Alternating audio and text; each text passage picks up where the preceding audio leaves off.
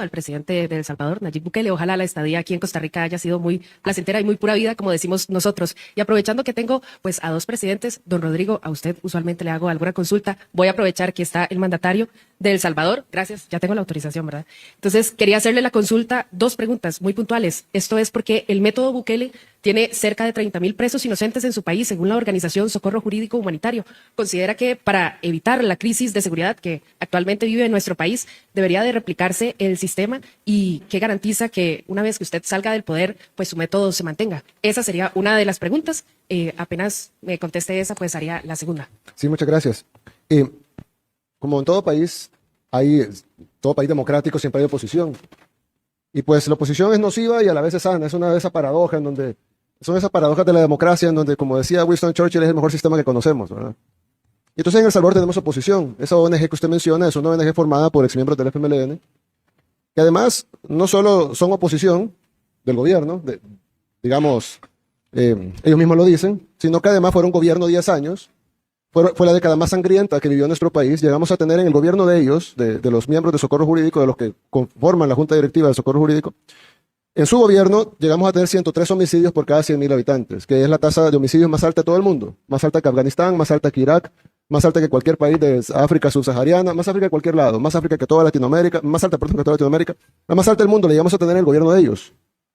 En el gobierno de ellos también hubo una tregua con las pandillas, en donde esos videos que salen, donde los pandilleros tenían prostitutas, fiestas con luces de discoteca, drogas, transmitían sus fiestas por internet. Fue en el gobierno de ellos, los de Socorro Jurídico, y esas ONGs no son los únicos, hay otra que se llama Cristosal también, que son del FMLN, básicamente, de organizaciones de izquierda, y hay otras, un movimiento que se llama Movir también. Y ellos han inventado esta cifra de 30.000 inocentes, la cual yo les digo, bueno, obviamente en todo país del mundo no hay ninguna policía del mundo que sea perfecta. Aquí inicialmente un punto relevante es realmente cómo estas ONGs que dicen defender los derechos humanos, que generalmente, yo diría casi siempre son de izquierda, pero que engañan a la gente haciéndolos pensar que tienen un sentido justo, que hacen los análisis o hacen sus críticas de buena fe, pero en realidad lo que son organizaciones movidas políticamente que tienen un interés en alcanzar el poder, de recuperar, en este caso, el poder, desprestigiando y destruyendo la imagen, en este caso, de Nayib Bukele o de las personas que intentan hacer las cosas bien por su país. Eso es lo que hace esta gente, estas organizaciones supuestamente no gubernamentales, que supuestamente no tienen un interés político, que supuestamente luchan por los derechos humanos.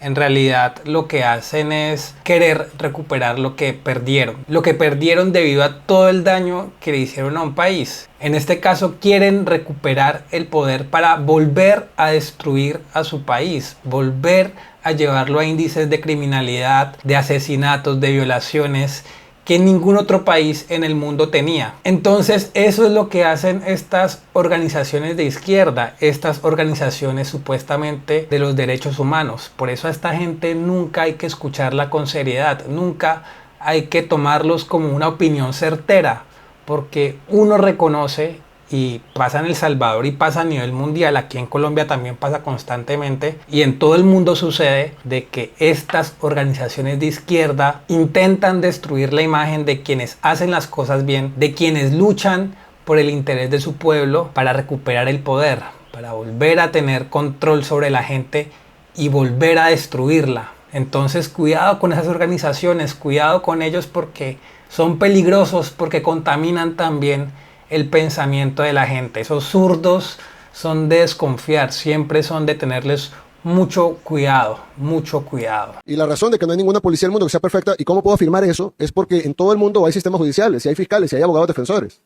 Si las policías fueran perfectas y solo arrestaran 100% culpables, no habría necesidad de llevarlos a un juicio, donde hay un fiscal y un defensor y un juez, porque obviamente si el 100% son culpables, entonces mejor nos ahorramos el sistema judicial, nos ahorramos los fiscales, nos ahorramos las acusaciones, nos ahorramos las apelaciones y nos ahorramos los abogados defensores que cobran caro.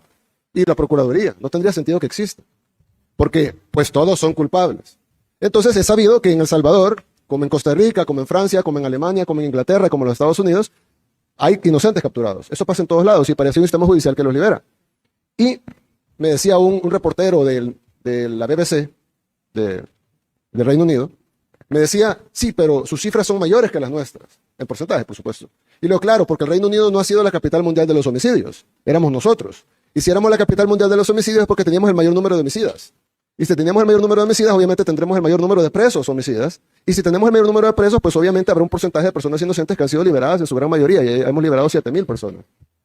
Lo otro que es importante decir es que alguien dice, bueno, pero El Salvador ha metido a la cárcel al 1% de la población. Esto también es una realidad. En cualquier país, en cualquier sistema judicial, siempre existirán inocentes que de alguna forma caigan. Esto es prácticamente inevitable. No hay forma de evitar que esto suceda, pero justamente para eso siempre existirán juicios justos. Juicios en donde se puede evaluar tanto la culpabilidad o inocencia de un preso. Y esto pasa en todos los países. Lo que pasa con El Salvador es que como su ejemplo ha sido tan relevante a nivel mundial, como han demostrado de que es posible cambiar el futuro de un país, que es posible cambiar la seguridad y el bienestar de la ciudadanía con unas fuerzas policiales y militares estrictas, fuertes, imponentes, entonces los grupos de izquierda, las organizaciones supuestamente defensores de derechos humanos, que en realidad se movilizan es a partir de ideales políticos y obviamente de la búsqueda de promover la criminalidad y promover la delincuencia, pues ponen a Nayib Bukele bajo la mira porque les daña el negocio de poder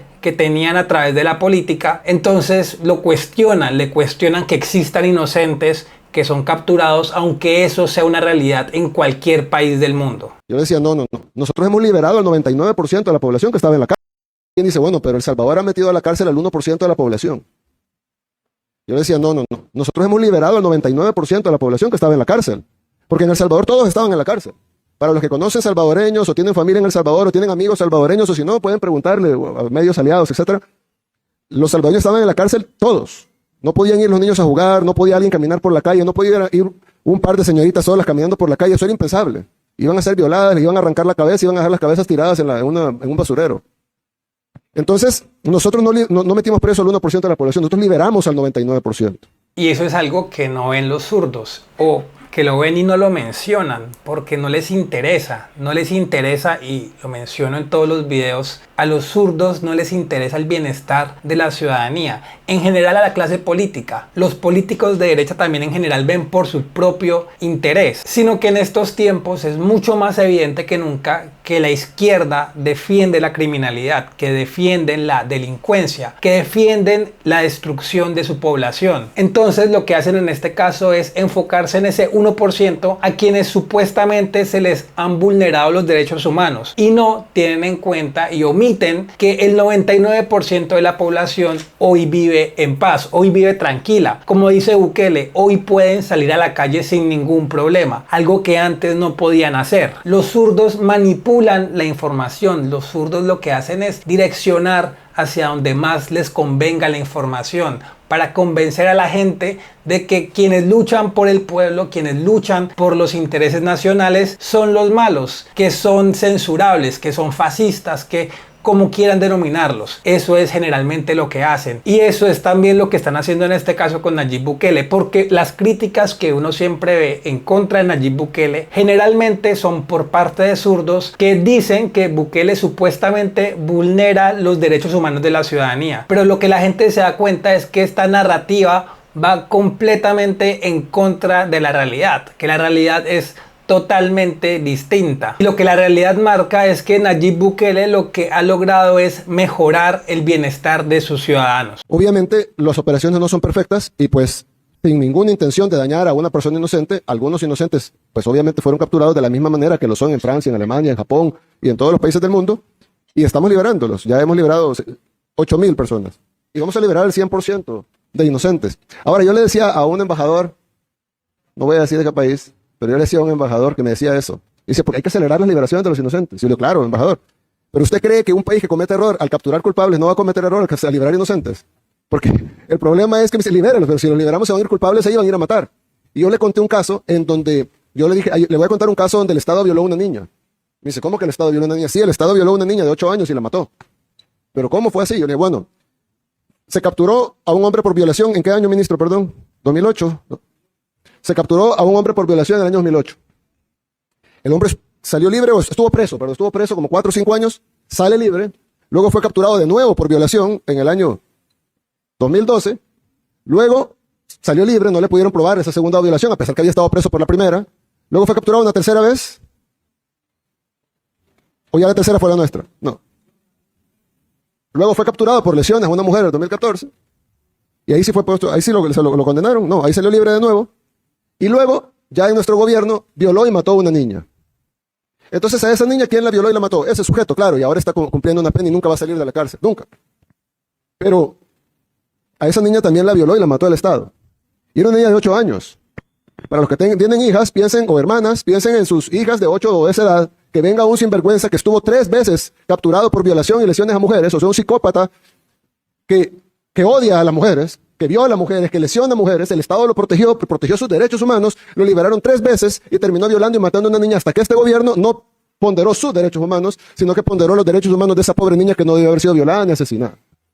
Entonces, nosotros hemos recibido... Y esto es algo muy recurrente, ¿no? Al menos yo creo que en toda Hispanoamérica es un mal muy común. Generalmente se le da prelación a los derechos de los criminales antes que a la ciudadanía. Y siempre uno escucha estos casos. En Colombia es muy común que estos casos sucedan, muy similares. Alguien que fue capturado, que fue liberado por un mal proceso, después comete un crimen que pudo haberse evitado en dado caso que el sistema judicial hubiese actuado de la forma correcta. Y es algo que nos pasa siempre, y ya pareciera en algunos puntos que fuera lo común, que fuera como la normalidad, que ya nos tuviéramos que adaptar a esa normalidad, una normalidad que en ningún caso podría ser aceptable. Y cuando pasa, pues como es la normalidad, muchas veces no se dice nada, es como que bueno, pasó, pero no es como debería ser. Como él dice, preponderar los derechos humanos de la ciudadanía, preponderar los derechos de esa niña que no debió haber sido asesinada. Y es que no debería ser de otra forma, pero de alguna manera siempre la izquierda encuentra cómo atacar a un presidente que lo que ha hecho es encarcelar a los criminales, reducir la delincuencia casi en su totalidad y mejorar el bienestar de su ciudadanía. Entonces, nosotros hemos recibido 200 lecturas de moral de personas que no conocen lo que nosotros vivimos, que nunca nos dieron una solución que fuera factible. El Salvador probó de todo, la OEA incluso patrocinó una tregua completa, en donde el secretario general de la OEA, Insulza, llegó ahí a abrazarse con los pandilleros, a los pandilleros les entregaron unas armas en gesto de buena voluntad. El secretario general de la OEA en ese tiempo, Miguel Insulza, recibió las armas de los pandilleros, llegaron incluso los sacerdotes a bendecir la tregua, le lavaron los pies a los pandilleros para hacer... de una manera farisea, algo que parece cristiano, pero no lo es, porque estoy seguro que Dios no quiere que se violen niñas y que se asesinen niñas de 8 años. Y ahí todo el mundo aplaudía. El modelo de El Salvador debe ser copiado por el resto del mundo. El Salvador debe de exportarse este modelo que tiene un gran éxito. Y luego se supo todo lo que estaba detrás de esa tregua contra las pandillas, pandilleros que fueron entrenados, y ahí están las fotografías y los videos, pandilleros que fueron entrenados en los polígonos de tiro del ejército nuestro. Ahí fueron entrenados los pandilleros a tiro certero, que significa poderle pegar en la cabeza o en el corazón a los salvadoreños, entrenados por el gobierno, con armamento del gobierno. Se desaparecieron $2 millones de armamento del gobierno, en el gobierno anterior, del gobierno de esas personas que ahora están diciendo eso. Y por último... Y esa es para ellos supuestamente la solución a los conflictos, la supuesta solución a la guerra, esa supuesta paz que en ningún caso es paz, que es arrodillarse ante los criminales. Y lo decimos aquí en Colombia por experiencia propia, lo que ha pasado con las guerrillas de las FARC principalmente. Cómo supuestamente ese deseado acuerdo de paz del que tanto se jactaba la izquierda y que tanto decían defender y que nos iba a llevar por un camino de prosperidad y paz para el futuro, realmente no ha sido para nada eso. Lo único que ha logrado es darles poder político a los terroristas en el país, darle validez a la voz de ellos, algo que ni siquiera deberían tener. El gobierno colombiano, a la cabeza de Juan Manuel Santos, lo que hizo fue arrodillar al país frente a los terroristas. Y al igual que dijeran con El Salvador, supuestamente ese era el ejemplo a seguir, ese acuerdo de paz era el ejemplo que tenía que seguir el mundo, lo que tenía que ver la gente. Juan Manuel Santos ganó un premio Nobel a la paz por ese esperpento que tanto daño le ha hecho a nuestro país. Y aún así lo han vendido como un ejemplo, han vendido esa atrocidad como si fuera el camino. Y le han quitado autoridad, prestigio y respeto a las fuerzas militares. Eso es lo que esta gente hace. Ellos no buscan el bienestar de los países, no buscan el bienestar de la ciudadanía. Eso para nada es el objetivo de ellos. A ellos no les interesa que la gente viva bien, a ellos no les interesa que no maten la ciudadanía.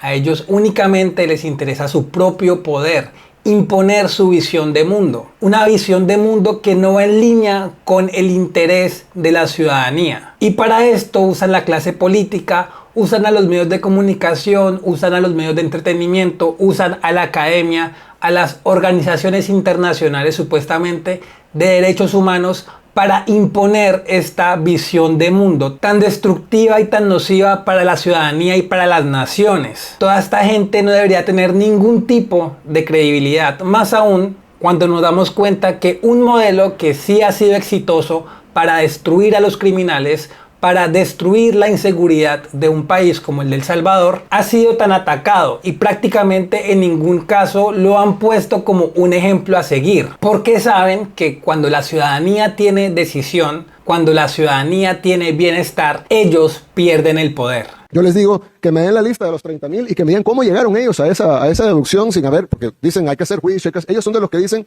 que el proceso judicial no debe cortarse. Y debe agotarse las instancias y llevarse las pruebas de cargo y de descargo. ¿Cómo ellos hicieron? Nosotros no podemos hacerlo. Nosotros no podemos juzgar a alguien sin prueba de cargo y descargo, sin un proceso judicial. Pero ellos sí. Ellos ya determinaron que hay 30.000 inocentes sin cargo y descargo, sin pruebas, sin juicio, sin oír al fiscal, sin oír a los acusadores, sin oír a los abogados defensores, sin ver ninguna audiencia, sin escuchar los testimonios de nadie. Ellos ya, por sus poderes mágicos, han definido que hay 30.000 inocentes. Yo lo que les quiero decir es de que nosotros los escuchamos a ellos, no a ellos, pues porque ellos son del FMLN, pero sí escuchamos a muchas ONGs, supuestamente defensores y organismos, supuestamente defensores de derechos humanos, y hicimos sus recetas, las aplicamos, pero luego de 150.000 salvadoreños muertos por las pandillas, y luego de que en un fin de semana mataran 87 salvadoreños, en un fin de semana, nosotros tuvimos una reunión a las 3, 4 de la mañana y decidimos pues, pararlo. Y lo fuimos a parar y lo aniquilamos totalmente en la operación más exitosa en toda la historia de la humanidad, porque tuvimos 0 bajas civiles. Todas las operaciones de ese tamaño tienen centenares, si no miles de bajas civiles. Tuvimos 0 bajas civiles, tuvimos 8 bajas de nuestras fuerzas del orden, de héroes nuestros que cayeron en ese combate. Y tuvimos aproximadamente, ¿cuántos pandilleros habrán caído? 110 pandilleros. Entonces, haber eliminado el crimen del país con más crimen en el mundo, con 0 bajas civiles, 8 bajas de héroes de la fuerza pública y 110 pandilleros, es la operación más exitosa en toda la historia de la humanidad. Y aquí otro punto relevante también mencionado.